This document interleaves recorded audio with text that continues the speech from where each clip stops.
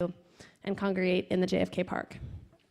Please also take a moment now to silence your cell phones. Those joining us online tonight can tweet using the hashtag MoscowView, which is also located on your program. The forum will begin shortly. Thank you very much.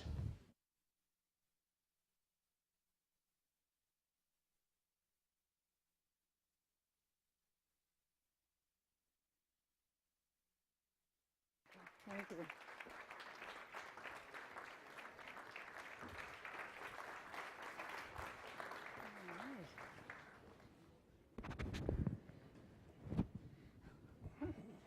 All right.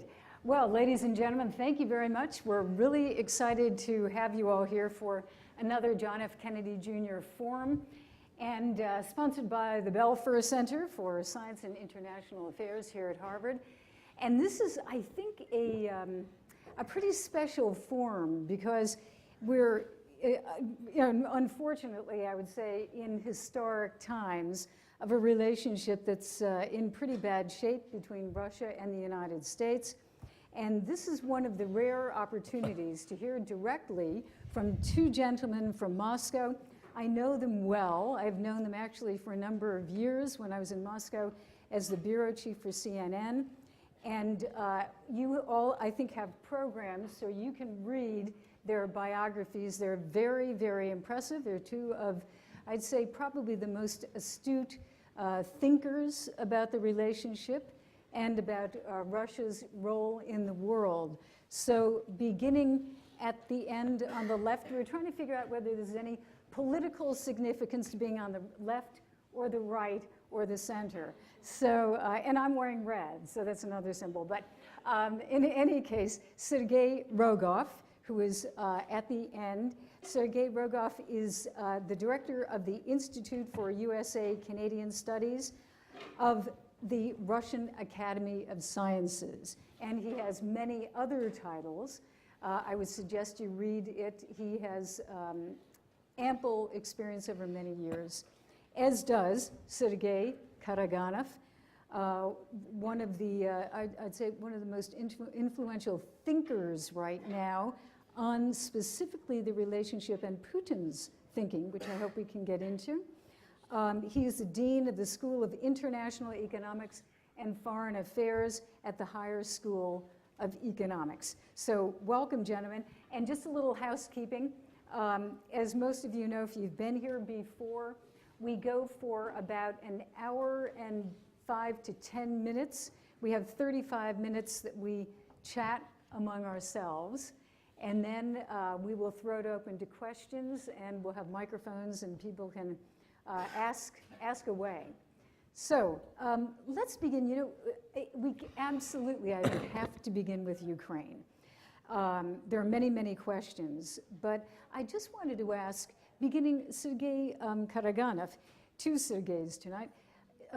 Sergei Karaganov, could you tell us what is the end game for President Putin? What is his objective in Ukraine? Everyone here, I think, knows what has happened in Ukraine, but where is this taking us? What is his end game? No, thank you very much. I think only one person knows that, and that is him.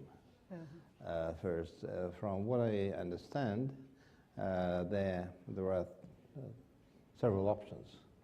One option is, which is, I think, passé, which is to have Ukraine as a kind of an ally state with Russia. That was maybe the idea. Now there are two other options left. One is that Ukraine will crack vertically and horizontally. The society will collapse, the country will collapse, and what is being left will be then either divided or run by different countries. Or at best, we would agree with the Europeans to help them or to impose on them some kind of solutions, helping them, of course, because Ukraine has proven to be unable to survive because of the lack of the state-building elite of many other things, impose on them some development, and so it would stay more or less intact as a country. Of course, it will then mean a very big political and deep political understanding between us and Europe, with the United States not hindering.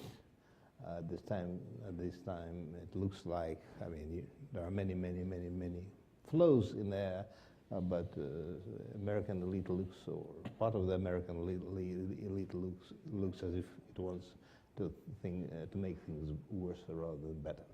Well, you've described, you say you're not telling us what Mr. Putin thinks, obviously, but you're describing what you see as a situation. But I still want to make sure I understand, what does President Putin want to see there? What is his objective? Because you know the narrative in the United States and some other places, which is, quote, President Putin wants to have a very weak eastern Ukraine, so weak that ultimately Ukraine itself could never really fully integrate into the West. That's his objective, to cripple Ukraine.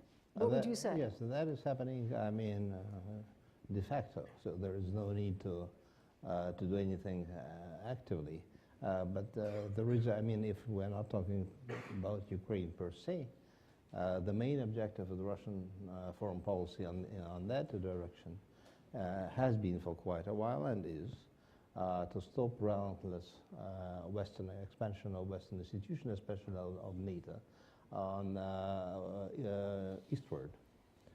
Stop NATO. Yes, and that was the original source, main original source, and the reason for the things which are happening in Ukraine, in addition to the fact that, as I've said, Ukraine had I mean, a bunch of problems of her own, making her a highly survivable place. Mm-hmm. Sergei Rogov. Stop. May I, before you raise your question, challenge something which you've just said about integration of Ukraine into the Western community. I'm not quite sure that the Western community wants to integrate Ukraine, because there are so many problems related to this idea. Besides, Ukraine is a very difficult situation. The country is divided. There has been a very bloody civil war. And if you really think that the West is suggesting that Ukraine should become a member of the European Union or the North Atlantic Alliance, I think that's not correct. And as far as the Russian interests in Ukraine, A, we want Ukraine to be a friendly state. B, we want Russian economic interests protected, since economically we are still very much interconnected, even in the present situation. C, we want our security interests to be protected, since we don't want foreign military bases very close to Russia. Just imagine like Canada joining the European Union, or some military alliance to which the United States doesn't belong. I presume the United States would have been very much worried. And C, we want the protection of the ethnic Russians, since ethnic Russians make about 20% plus of the population of the country. And I think that it is possible to find a solution. For that, we have to keep the ceasefire. And I want to remind you that it was Putin who 6 weeks or 7 weeks ago launched the ceasefire, stopping the offensive of the rebels, who could otherwise have defeated completely the Ukrainian army and move all the way to the Dnieper River. He also made it very clear that Russia is not going to support independence of Eastern Ukraine, and the political settlement should be negotiated between Kiev on the one hand and Donetsk and Luhansk, the capitals which control the rebels, the regions which the rebels control. And Russia can help, but Russia apparently has no plans to implement in eastern Ukraine what happened in the Crimea. I think it's very important to keep in mind. Sergei Karaganov, you know, Sergei Rogov said the objective, one of Russia's objectives is not to have bases, meaning NATO bases, close to its borders. But actually, after this conflict, you have NATO probably closer to you than you might want. You have troops, albeit on rotation, but you have a lot more NATO activity in the Baltics and other areas. Granted, you know, Ukraine is not a member of NATO and probably in the foreseeable future will not be, but has this backfired for Russia to have NATO even closer and a more aggressive stance? The issue on the table was very possible NATO membership of Ukraine, which was completely unpalatable. I mean, unpalatable casus belli. That could have been a casus belli. NATO membership of Ukraine, and we knew that once for sure, 2007, 2008, it was really not only contemplated but pre-planned. It nearly happened. Pre-planned? It nearly happened. When did it nearly happen? I will tell the story. However, I mean, it should have happened because around the Bucharest summit of NATO, and your allies, when they learned that they were ambushed, I mean, revolted, so it didn't happen. But we saw that this talk resumed. So again, about possible NATO membership of Ukraine, that was one of the main reasons why it was all done. As to the NATO activities elsewhere, I mean, NATO is a sovereign alliance, so let them be active. I mean, we are not afraid of NATO. I mean, flexing its very weak muscles. Sergei Rogov, let me ask you, there's one, I think if you're in Washington, I almost said here in this city, which of course for me is Washington, but in that city down there, a lot of people are concerned about right now the unpredictability of what Mr. Putin wants, his objectives, where he is going. Now I know in the big world of politics, sometimes it's very useful for a leader or a politician to make it not very clear, to obfuscate a little bit about what his ultimate objectives are, because then your opponent is caught off guard, doesn't know what you're going to do. But in the real world, doesn't that create, at this point, some instability and concern about what Mr. Putin's going to do next? I hate to do it, but I have to disagree with you again. And you know, I thought you were disagreeing with Sergei, but anyway. With both of you. I know Jill for so many years, since the days when she was working in Moscow, and respect you both as an expert on Russia and as a journalist.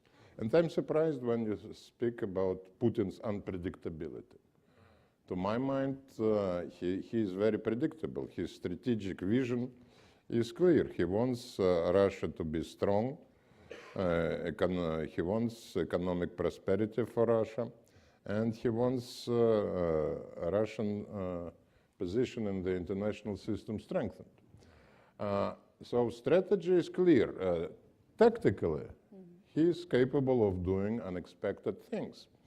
But my feeling is that many unexpected things happened during this crisis. The Ukrainian crisis started about a year ago when the European Union wanted to sign an agreement on association with Ukraine and some other former Soviet republics. And very quickly it became a zero-sum game. It's either one side wins completely or another side wins completely.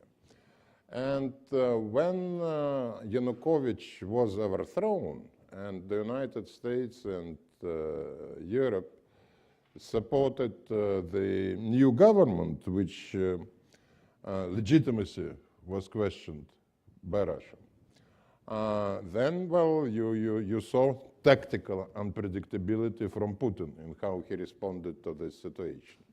But I want to remind you that when the crisis started, Russia demanded, let's have trilateral negotiations on the economic consequences of Ukrainian association with EU. I mentioned Canada joining EU, so definitely that would be of concern to the United States. And then the European Union said, no, no, no, it's none of your business. 2 months ago, they agreed to do it, and we have now trilateral negotiations between European Union, Russia, and Ukraine. And they're discussing hundreds of different economic topics and move forward. At the time also, Yanukovych requested that the economic terms, the economic plan for association, the economic part should be, its implementation should be delayed. And again, the European Union said, no, no, no. Now they agreed, and the economic implementation of the association is delayed until 2015. So if the European Union and the West did it a year ago, I'm absolutely sure that the entire Ukrainian situation would have developed totally differently, and at least there would have been no bloody ethnic civil war. Still, there are serious problems, but I think that Putin makes it clear what we want the situation to be. The US government says, well, we shall cut all contacts, cultural, economic, political, military to military, etc., until you return the status quo. And my response is, what do you mean by status quo? Do you want Yanukovych to be back in Kiev? Sergei Karaganov, you're described as the author of the Karaganov Doctrine. I don't know whether you agree with that, but the Karaganov Doctrine, which is basically responsibility to protect. And that would be President Putin's responsibility, Russia's responsibility to protect Russians, ethnic Russians, and Russian speakers, the Sootechestvenniki, outside of the borders of Russia, most of them living in former Soviet republics. And could you explain exactly how far-reaching that goes? I mean, does that mean... There are two problems. One is protecting Russians. I think every country has to do that, but what means? I don't think that should be done with military means, unless, of course, there is a massacre. But that is then the responsibility to protect is basically even written into the UN laws. Right. But however, there is a problem, and that is with the Karaganov doctrine, and still a journalist, in spite of the fact that I dozens of times explained the origin of the doctrine. I mean, use the jerk with this term. I must say that is one of the symbols of this avalanche of lies which we have been poured by on both sides. I must say we never lied so much. I mean, when many friends were participating in the previous Cold War, I mean, we were more distant. In 1992, I dropped into the Ministry of Foreign Affairs, and they were lamenting about at a seminar of the minister, young and experienced, and they were lamenting about the fate of the Russians abroad. I said, "Oh, come on! I mean, they will be our asset, not our liability. They will be Jews of these lands because they will take over." Assets. They will be Russia's assets. Of course. Okay. Because they will take over industries. I mean, they will be our allies, and so I mean, we have to support them. But I mean, do not think kind of that like a soft power. Yeah, and then of course the minute the head of that particular kind of one small country, Estonia, was approached by one of his apprentices and said, here is this phrase, and this is exactly around that phrase. And that person gave a huge speech on Karaganov's doctrine that I'm supporting, using Russian might to protect locals, etc. They need substantiation or Russianization for their statehood, for their policies, for military expenditure, I don't know. And I became famous in these parts of the world. I mean, even Council of Europe debated Karaganov's doctrine, etc. So, I mean, a few years later, I met this president, and I said, do you know that I respect so much your tiny country that I did not disclose that it was, it was almost a joke. And so not to humiliate you. And he embraced me and said, Sergei Alexandrovich, I knew your father. You are even, and I greatly respected you. You are even better. Yeah, but well, let's delve into it a little bit though, because, and Sergei, please feel free to discuss. The question though, the focused question, whether it's to have Russians living abroad useful to Russia, influential, etc., or it is to protect Russians and Russian speakers who are under attack, being massacred, etc. How far does it extend? When does it get triggered? You know, do they have to be under physical attack? Or could it just be they don't have legal rights in some post-Soviet spaces and Russia has the right to, to use military force to protect those legal rights? Let me remind you that after the Soviet Union collapsed 23 years ago, we had bloody ethnic wars, which were not much covered by CNN. CNN was showing Yugoslavia, but the war in Moldova, the war in Abkhazia, the war in Ossetia, the war in Karabakh, and the war in Tajikistan are still not much known. And more than 500,000 people died in those conflicts, and 12 million people became refugees. Since the Soviet Union, as a country ruled by the Communist Party, ruled by ideology, was not a nation state.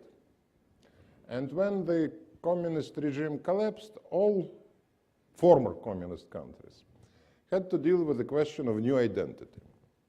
So Poland became the state of Poles, Czechoslovakia became the Czech Republic and Slovakia, and we know well how the problem was resolved in the former Yugoslavia, if it is resolved.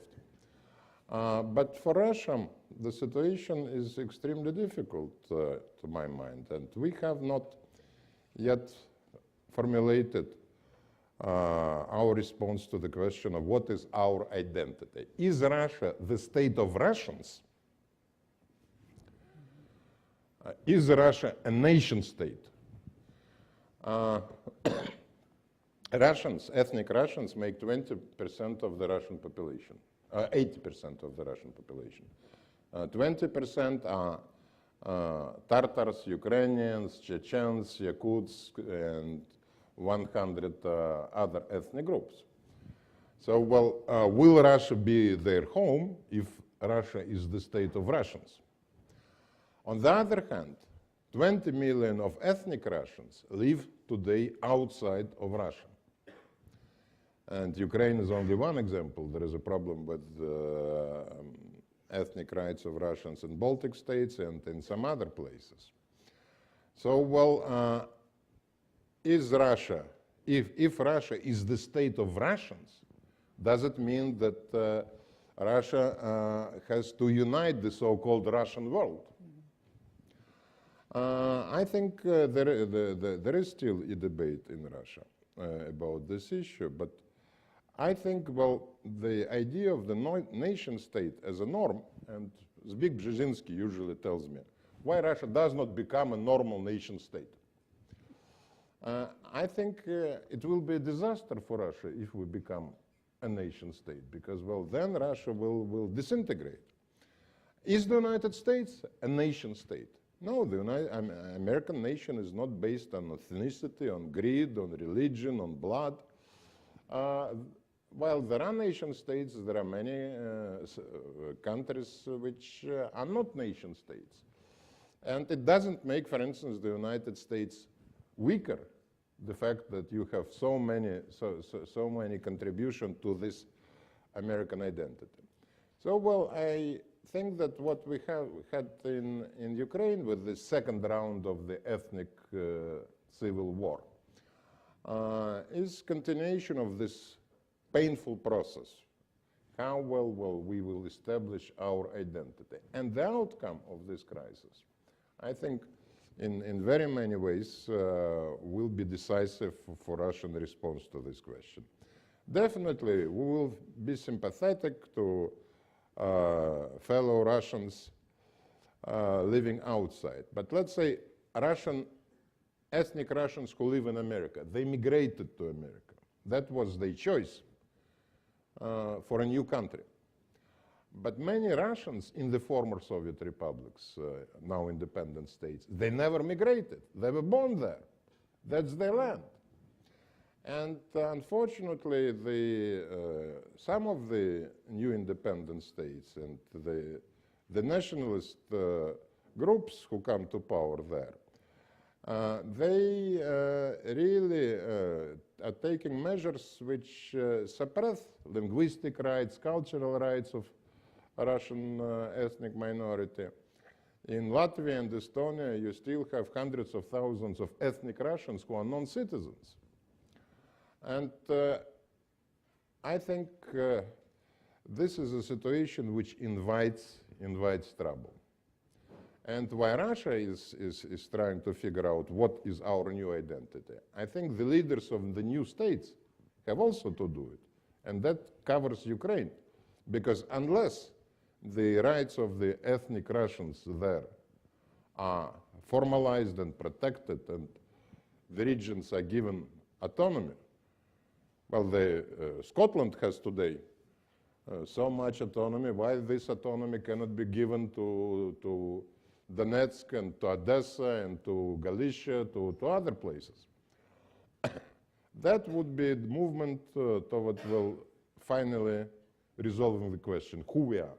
And unless we resolve, it's very difficult to resolve the question of identity. It's very difficult to us to decide what are our national interests if we don't know what is our identity. But Russia has been trying to decide what it is as a country for a very long time. I remember in the early days after the collapse of the Soviet Union and the commission that Boris Yeltsin had to define the national idea, and I think that commission fell apart. So I guess it's a long-lasting. But let's get back. I just want to ask a question, Sergei Karaganov.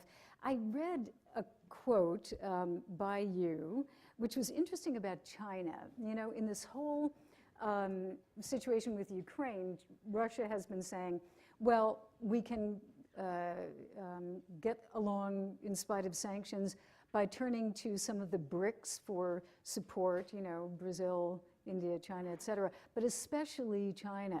And you said Russia is at last turning economically toward the rising East. It will be a great loss for Russians and other Europeans if this shift is accompanied by political, social, and even cultural estrangement.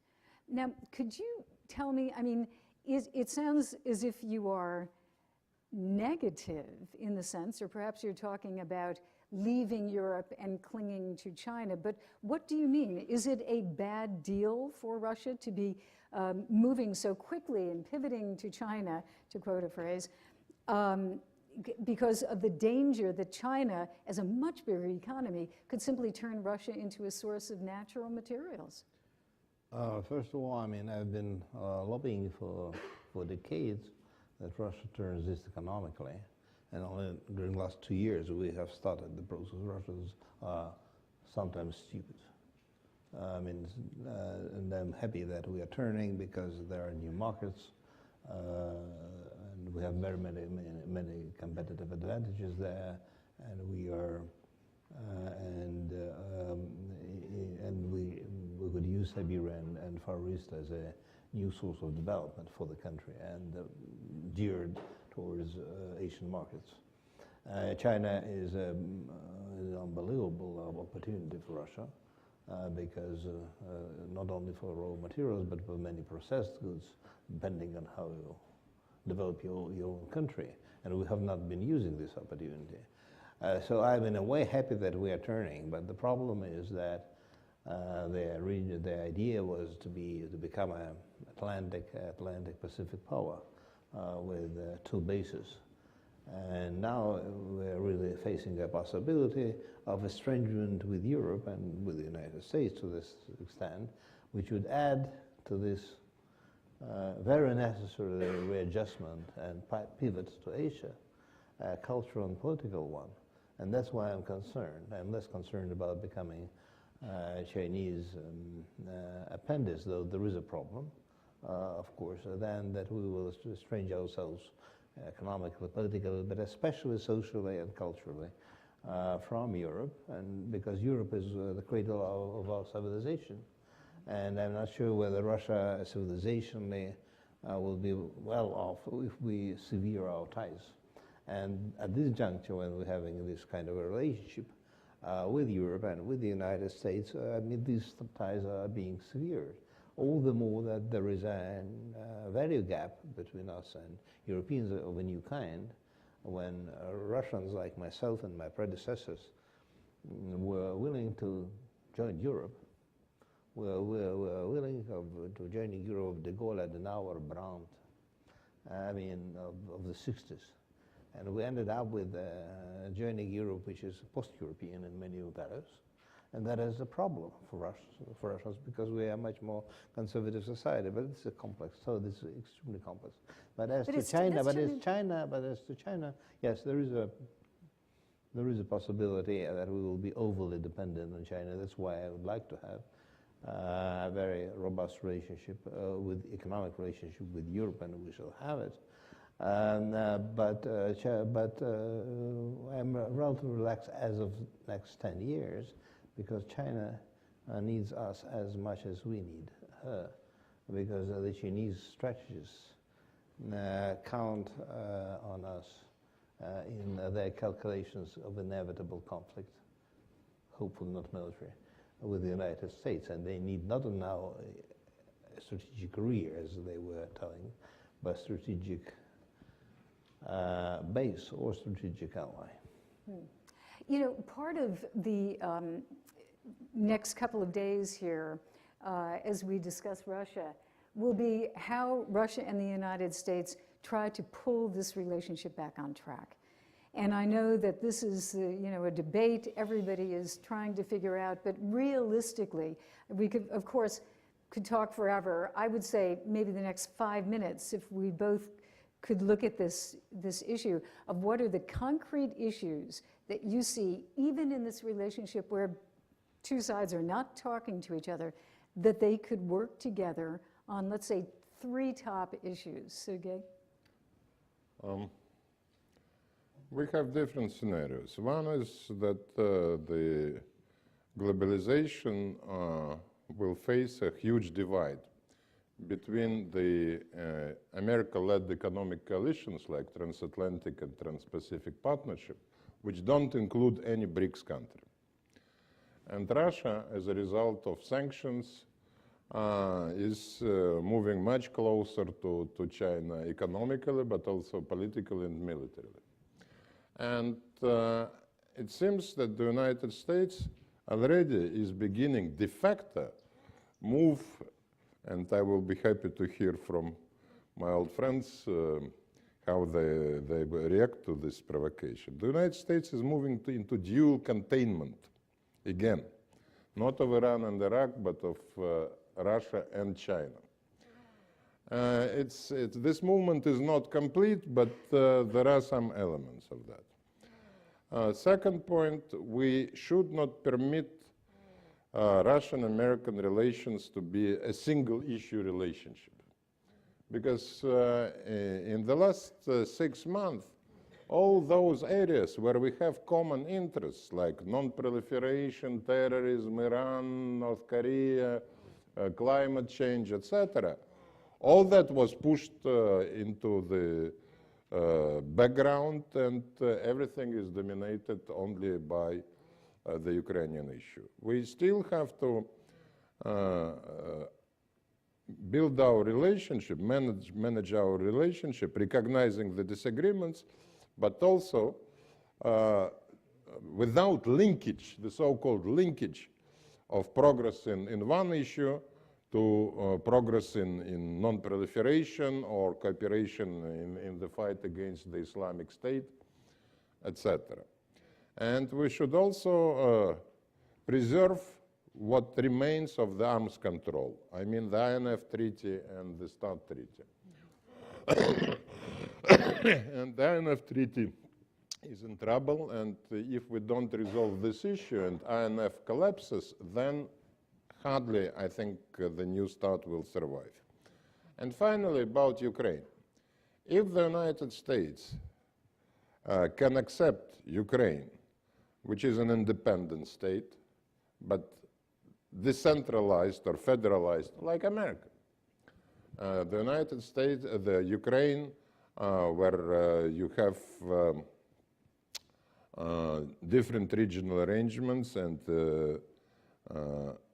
Ukraine, which is not a NATO member, I think, well, that Russia and America can cooperate in creating external positive background for internal political settlement within Ukraine between the Poroshenko administration and the rebels. But unfortunately, in Ukraine, we see too many tails wagging the dogs, because all those field commanders, all those nationalist groups, whether they are Ukrainian and Russians, they may be creating more and more trouble, and I think that we have to, Russia and America, have to agree that Ukraine should not be a zero-sum game, that we have to get a solution where everybody wins. Ukraine wins, Russia wins, and America wins. And Sergei, I want to get to questions. Sergei Karaganov, I want to get to questions, but what is at the top, briefly, of your list in the relationship? What could realistically be worked on at this point? Just take a couple of pills and relax. I mean, what we are doing? Yeah, so yeah, some Valium. Yeah, so that's exactly my recipe. I don't think there is a shortcut. Obviously, I have, of course, a shortcut, but it might sound a bit offending if President Obama sends a note to President Putin saying from the defeated professor to victorious student, because Putin did exactly what the United States has been doing all these years. I think Putin will laugh and will get back to business. I don't know that that letter is on its way, Sergei. But still, just 2 seconds. Sergei Rogov mentioned the INF Treaty. That is a dangerous prospect. I think that arms control, we have a philosophical disagreement with Sergei.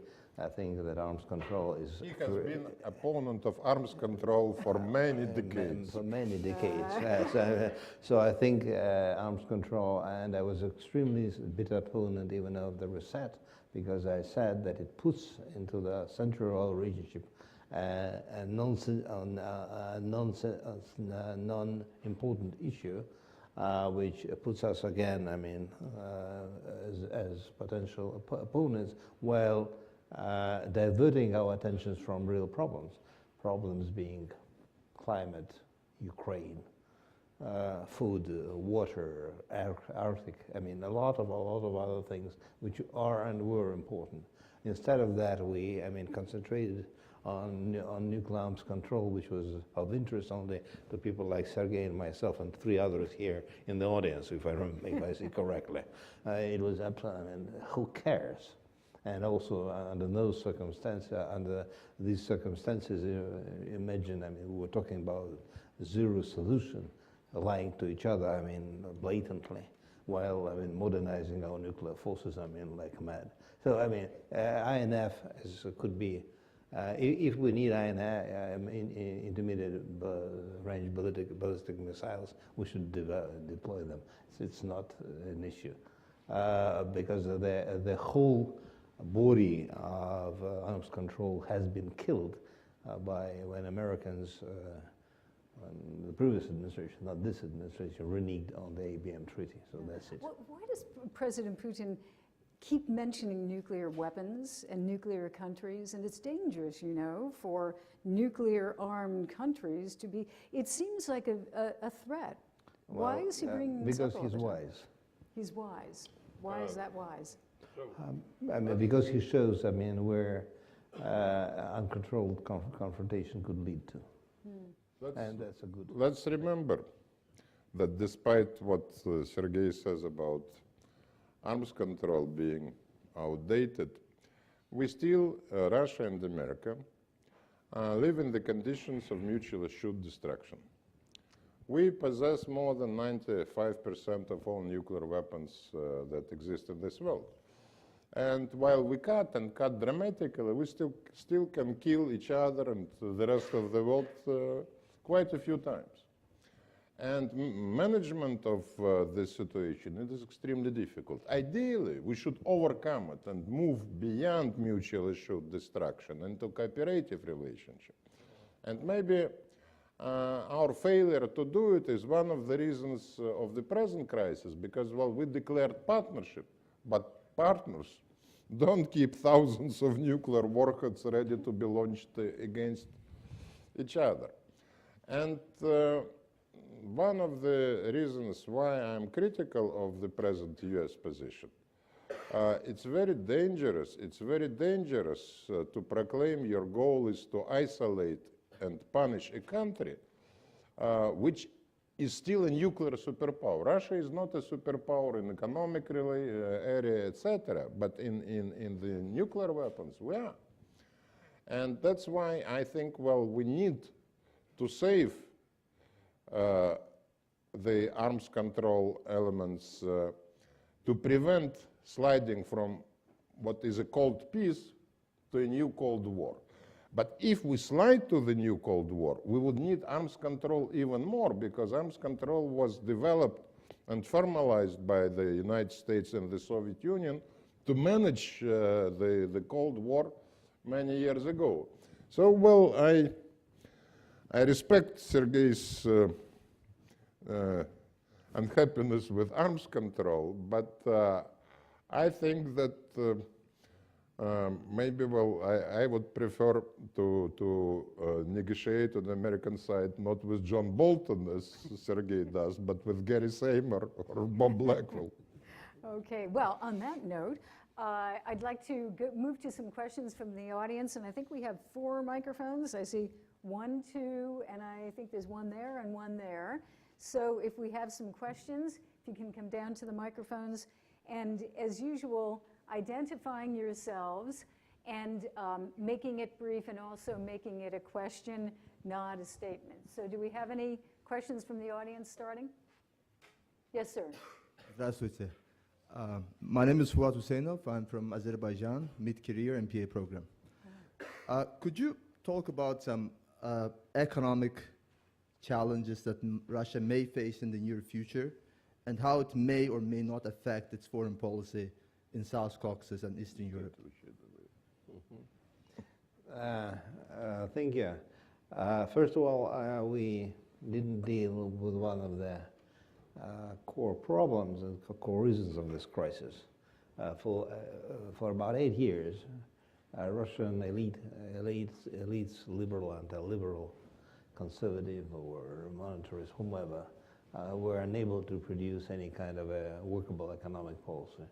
And I suspect that some people that were in Moscow and Russia decided, let's go for a confrontation so we would have a threat, and that would, I mean, energize us. By the way, I mean, Russia through the 1100 years of its history have been victorious. The most victorious history have been doing well only under pressure. So there is a problem. There is an economic aspect to it. As to possible, the shock, yes, and people like myself are saying that, I mean, the sanctions should stay for a while, even if things should, because Russians should understand, I mean, that the economic system which we created by default in the last 25 years is weak, and by the way, the sanctions are like a finger from heaven showing us the weaknesses of our system, which we have to correct. And as to the Southern Caucasus, frankly speaking, I do not think that there will be any major repercussions as to our policies towards your group of countries. We have been having, I mean, better and better relationship with all three of them, interestingly enough, simultaneously, which is very, very hard, because of the divisions within your group of countries.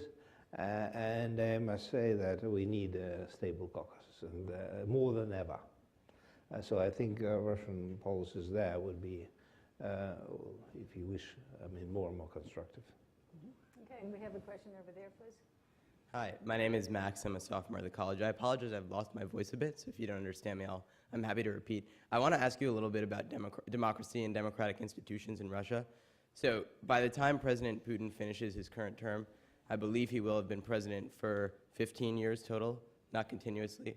In 2008, Russia did change its constitution to extend his term limits. And you know, President Putin having been president for such a long time and extending his term limits so that he can be president for an even longer time in his now third term, seems at least to signal that perhaps the Russian government and Russian governmental institutions don't value too much democratic processes and changes in leadership. So I'm wondering, A, do you think that's true? And B, just generally, how important do you think these considerations of voting and democracy are in Russian government? Well, it's a very good question, but let me correct something which you said. Well, Russia didn't change its constitution in 2008.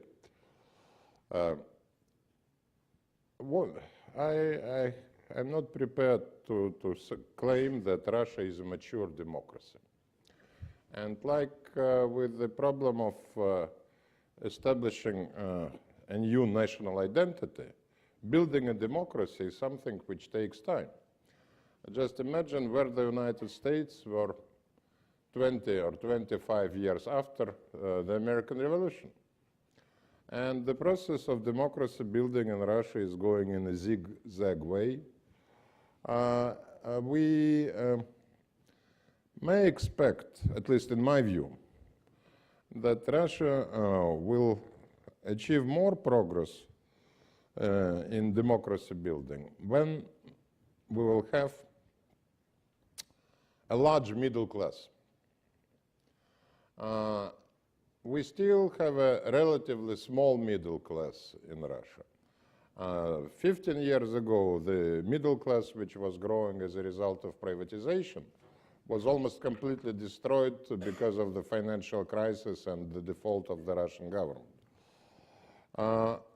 Presently, the situation, I think, is not very helpful for the middle class development.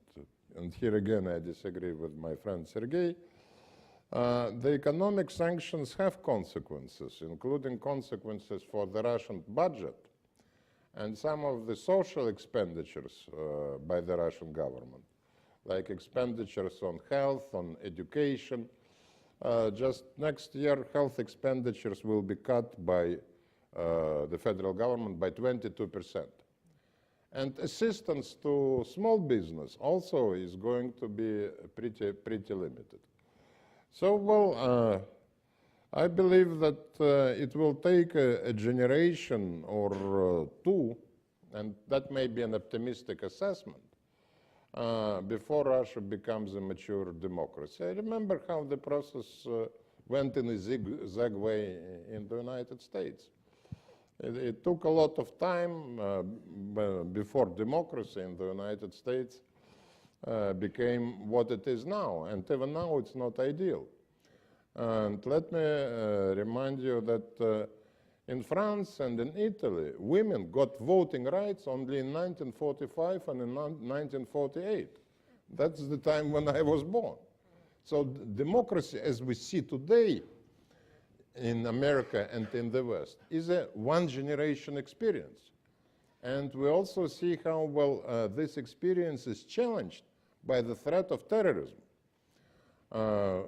When many things which were taken for granted 20 years ago have been reversed as a result of terrorist attacks. And I wouldn't mention that political correctness made life for smokers, not only in America, but in Russia, terrible. You got a chance, Sergei, before, you know, to have a cigarette outside, but... I'm counting and the after, minutes. and after. Well, speaking of minutes, we have another question. Yes, sir, Yes. your name? Hi, I'm Edward, and I'm a MIT graduate student.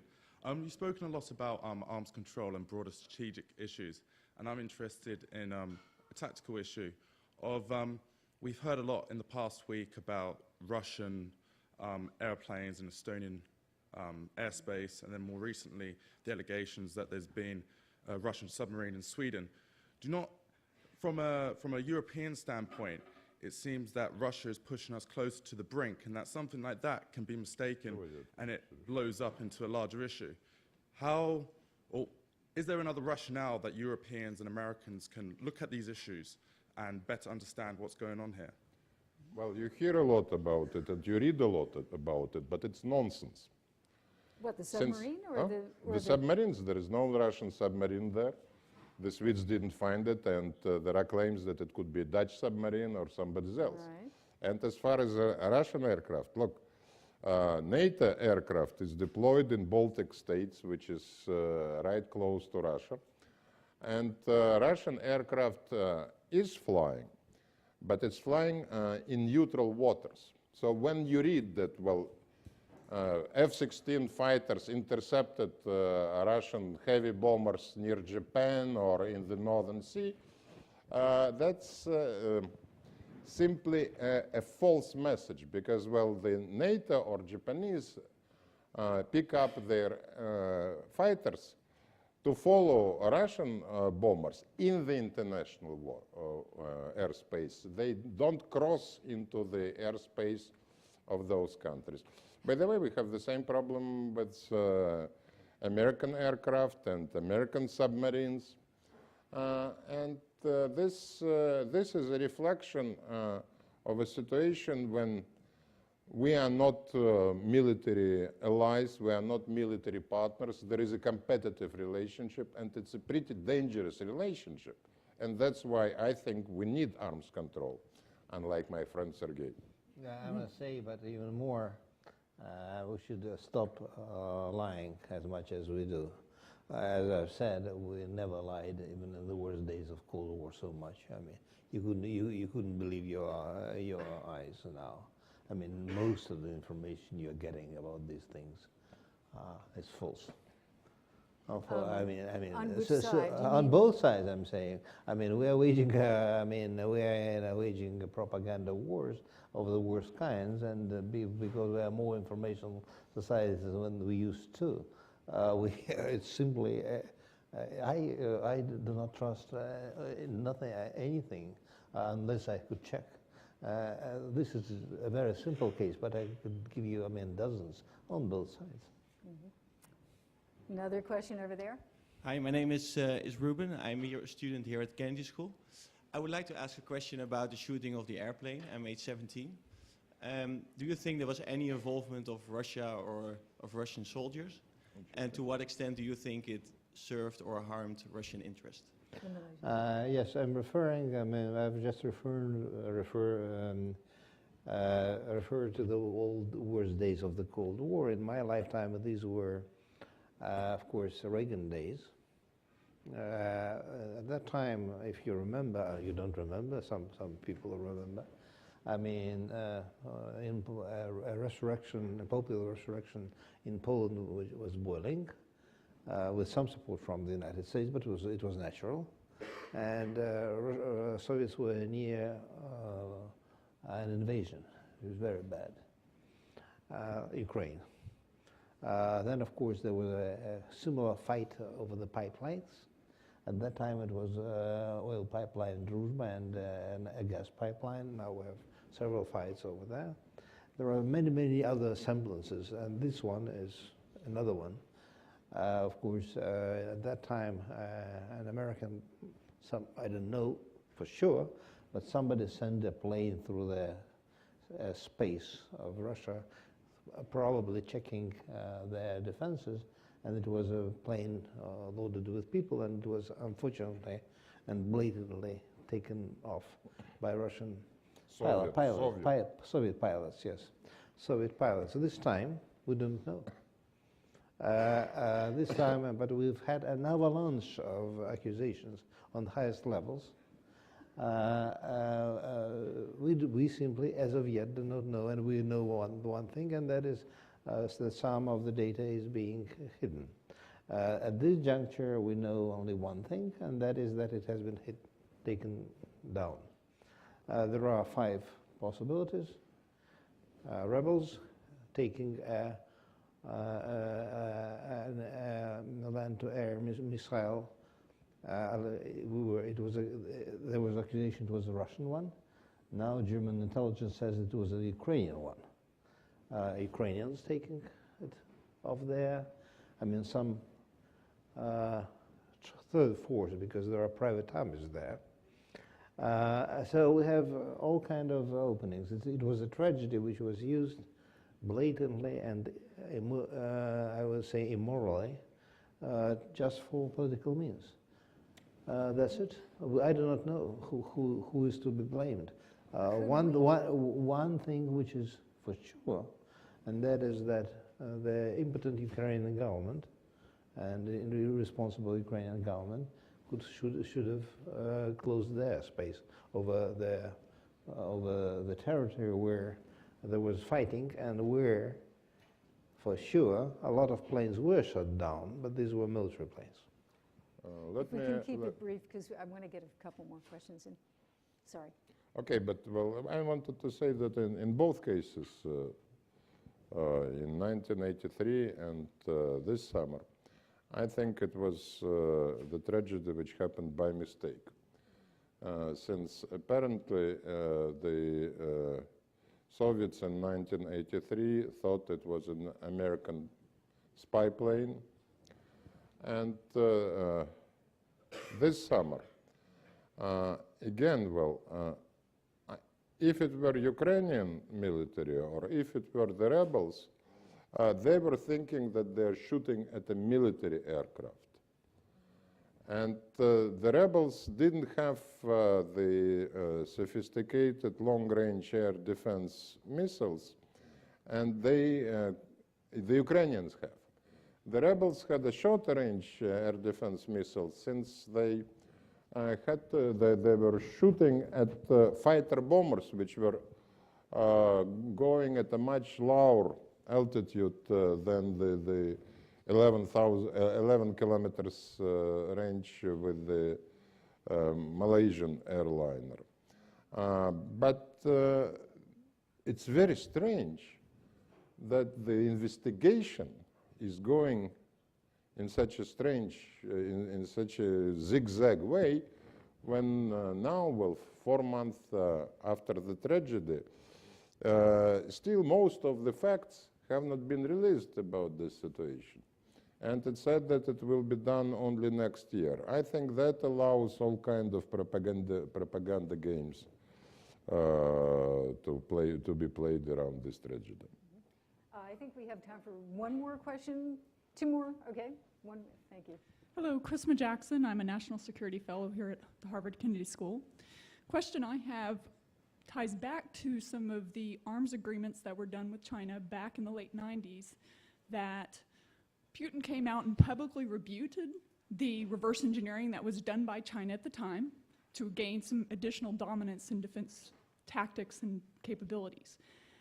Knowing that, and using the American saying of once bitten, twice shy, how are you going forward with the recent partnerships and the arms agreements you're going forth with today? You love it. You are correct. Well, Russia sold to China practically all off-the-shelf conventional military technologies. And we, of course, well, our defense industries were unhappy that the Chinese were stealing our designs. Well, they have a nice habit of stealing high tech from this country and from Russia. They spend a lot on research and development, and probably in 20 or 30 years, the Chinese will be able to develop these most sophisticated technologies themselves.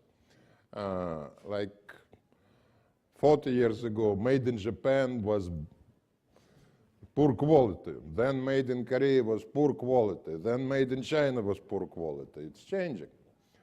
And made in Russia, it's still. Except our strategic technologies. And when I was saying that the United States is pushing Russia into Chinese hands, there are some military technologies which Chinese have problems to develop independently, like multiple independent re-entry vehicles for the intercontinental ballistic missiles, like penetrating aids and a few other things.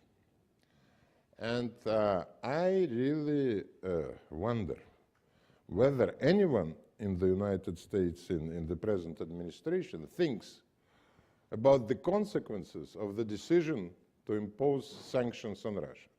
Since we are denied credits by the West and we are denied access to high tech, we will be turning to China. And the Chinese are not known for, the Chinese People Republic is not known as a great philanthropist. They are going to bargain very hard with us. And I think on the American side, policymakers will really start thinking whether you need to go into this, what I call dual containment. It still didn't happen with Russia providing China with this kind of technologies. But if it happens, that would be a very serious point in deteriorating relationship between Russia and America. We have time for one short question and a short answer. Yes. Hi, good evening. My name is Mahnur Khan and I'm a sophomore at the college. I was wondering, you've talked a lot about protecting Russian-speaking minorities in other states. What plans is the government planning on implementing and protecting minorities within Russia, especially after the concerns raised by FIFA and Russia holding the World Cup in 2018? You're talking about... Okay, let me respond. Well, there are ethnic problems and there are some racialist groups in Russia. And there are hate mongers in Russia, like in America or in Europe and in practically all other countries. And there have been some racist incidents at the soccer games in Russia. There have been some other unpleasant events. But I think it's a huge overstatement to believe that in Russia there is no protection for the right of ethnic minorities or racial minorities. Yes, there are crimes committed against them.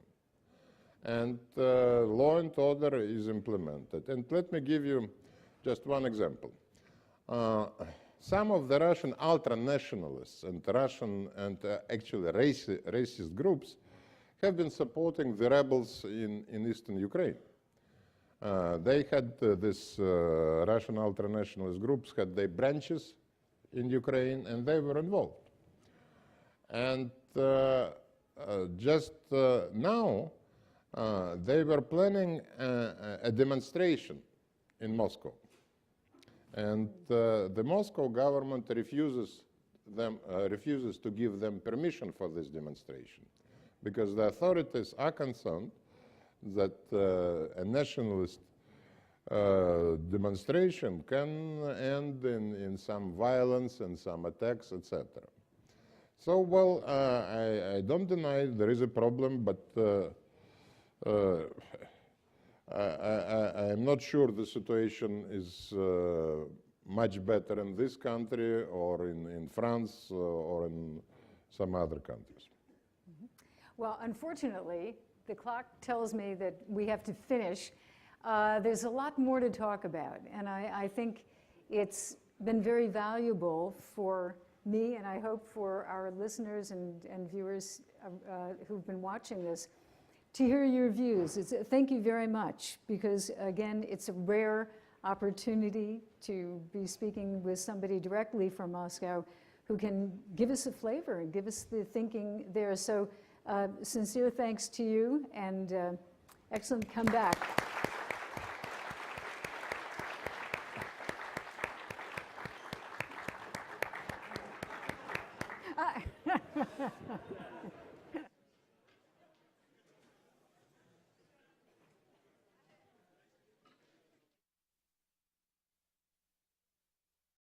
Ukraine as a kind of an ally state with Russia. That was maybe the idea. Now there are two other options left. One is that Ukraine will crack vertically and horizontally. The society will collapse, the country will collapse, and what is being left will be then either divided or run by different countries. Or at best, we would agree with the Europeans to help them or to impose on them some kind of solutions, helping them, of course, because Ukraine has proven to be unable to survive because of the lack of the state-building elite of many other things, impose on them some development, and so it would stay more or less intact as a country. Of course, it will then mean a very big political and deep political understanding between us and Europe, with the United States not hindering. This time, it looks like, I mean, there are many flows in there, but American elite looks, or part of the American elite. Actually, for a number of years, when I was in Moscow as the bureau chief for CNN, and you all, I think, have programs so you can read their biographies. They're very, very impressive. They're two of, I'd say, probably the most astute thinkers about the relationship and about Russia's role in the world. So beginning at the end on the left, we're trying to figure out whether there's any political significance to being on the left or the right or the center. So, and I'm wearing red, so that's another symbol. But in any case, Sergei Rogov, who is at the end. Sergei Rogov is the director of the Institute for USA-Canadian Studies of the Russian Academy of Sciences. And he has many other titles. I would suggest you read it. He has ample experience over many years, as does Sergei Karaganov, one of the, I'd say one of the most influential thinkers right now on specifically the relationship and Putin's thinking, which I hope we can get into. He is the dean of the School of International Economics and Foreign Affairs. And congregate in the JFK Park. Please also take a moment now to silence your cell phones. Those joining us online tonight can tweet using the hashtag MoscowView, which is also located on your program. The forum will begin shortly. Thank you very much.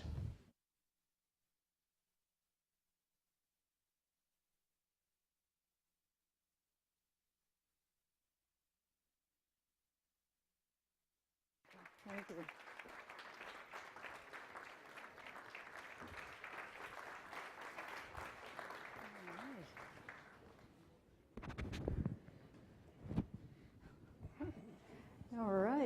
Well, ladies and gentlemen, thank you very much. We're really excited to have you all here for another John F. Kennedy Jr. Forum, and sponsored by the Belfer Center for Science and International Affairs here at Harvard.